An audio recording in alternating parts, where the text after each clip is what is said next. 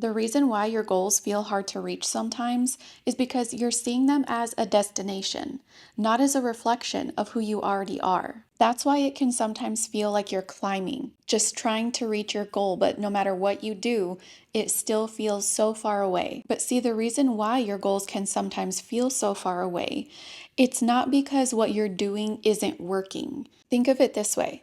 Let's say that you're standing at the bottom of a staircase and you're looking up at the staircase, and at the very top, you see a bubble.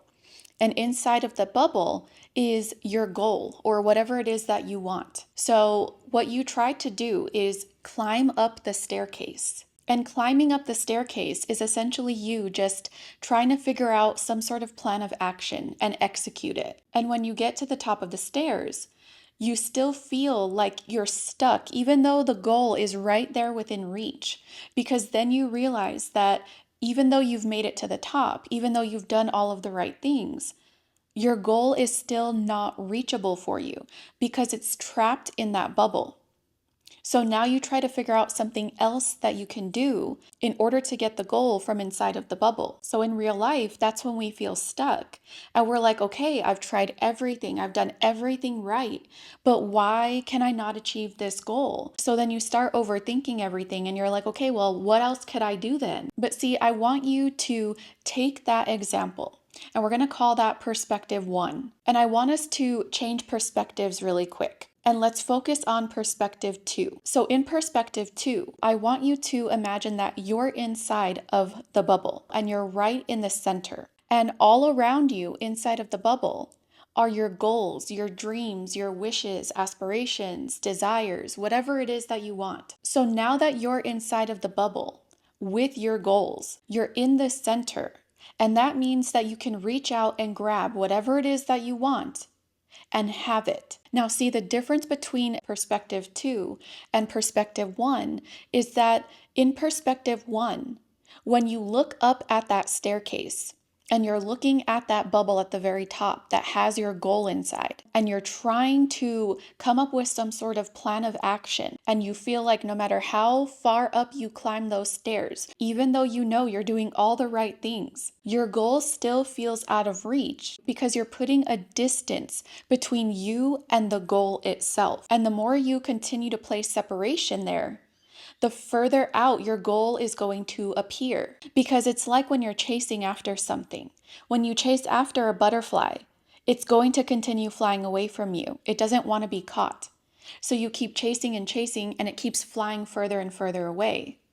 It's the same concept with whatever it is that you desire in life, or in this instance, achieving a goal. We've been brought up to understand that if you want something in life, you need to work really hard for it. You need to go out, create some sort of plan and execute it, and make sure you're following all the right steps, and make sure you're doing this and that, because if you don't, you're not going to achieve your goal. But when you feel like you're doing all the right things and nothing is happening, it's because, again, you're placing that separation, the distance between yourself and the goal. But see, if you take logic out of it, then what you're left with is a knowing. What perspective 2 is an embodiment of who you are. Because see, perspective 1 is like if we're saying, you know what, I am me right now, and I want my goal, but I don't have it yet. And so I'm going to try to do everything that I possibly can to make it happen for me. So the key word there being try. When you're trying to do all the right things, when you feel like you should be doing certain things, when you feel like you could be doing something more. All of those words, try, should, could, those imply that you're separate from what you want. And if you're separate from what you want, that means you're leading with an identity or from an identity that does not reflect having what you want. But in perspective 2, you're leading from embodiment. You're leading from an identity. Identity always leads your behavior.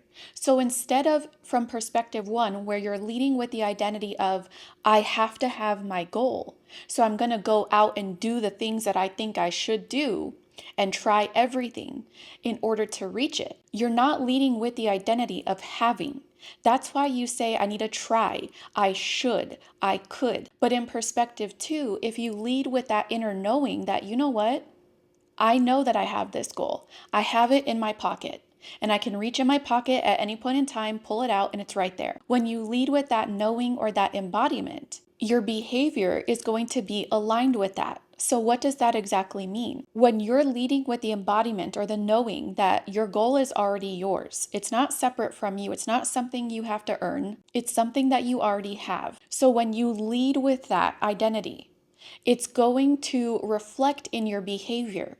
And when it reflects in your behavior, it's going to also reflect in what you experience in your life. Think about this. If you already had that goal, what would you be doing in your life? Would you go out and try to achieve it? No, because you already have it. So, what would you be doing if you already have it? You wouldn't be thinking of things that you should be doing or could be doing or things that you need to try. If you had your goal already, you would just be continuing on living life. You wouldn't be stressing out. You wouldn't be putting forced effort into things. It's all about who you're embodying. And that's exactly the point I'm trying to make here. Because I know you're probably like, okay, well, how do I just embody myself having my goal then?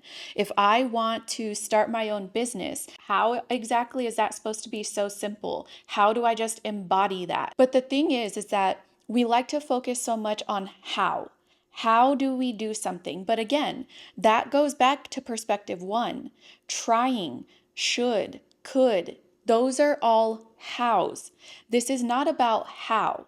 This is about who. Who are you embodying? And if you really need a how, ask yourself this. If I had my goal and I was experiencing it right now, what would I be doing? Would I still go out and try to do all the right things to make it happen? No. If you feel like you're lacking something in life, your world is going to respond in that way as well. But when you are embodying what you want from perspective two, I call that inside out because it's like as within, so without. If you're embodying what you want already, if you know that that's who you are, that you have everything that you could ever possibly imagine in life, then that's what's going to reflect for you.